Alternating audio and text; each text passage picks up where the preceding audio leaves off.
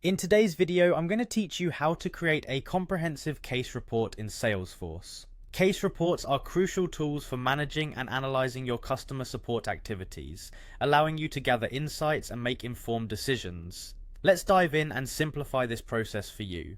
First, we begin by accessing the report section in Salesforce. To do this, locate the app launcher by clicking on the grid icon at the top of the navigation bar. In the search bar that appears, type in Reports. This is where all your existing reports are stored, and from here you can also create new ones. Once you've searched for reports, click on the option that appears. This action will direct you to the reports homepage. If this is your first time, you might find it useful to explore the layout briefly to understand where everything is. Now let's start creating our new report. In the top right corner you'll see a button labelled New Report. Click on this button. This action will open the Choose Report Type window, presenting you with a list of available report types. Your task is to locate the one titled Cases. You can use the search bar within this window to find it quickly.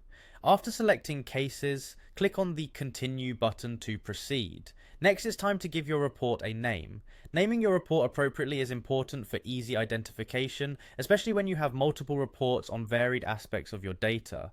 Choose a descriptive name that reflects the content or purpose of the report. After naming your report, we'll move on to customizing it to suit your needs. This involves setting parameters and selecting specific data points for your case report. Let's start by clicking on the Filters panel. Here you can refine your data by setting parameters such as status, date range, and other relevant criteria. These filters help you focus on the most important data without distractions from unrelated information. Having set your filters, the next area to customize is the outline. Click on this option and you'll see a list where you can add or remove columns as necessary. Think about which data fields are most important for your analysis or presentation.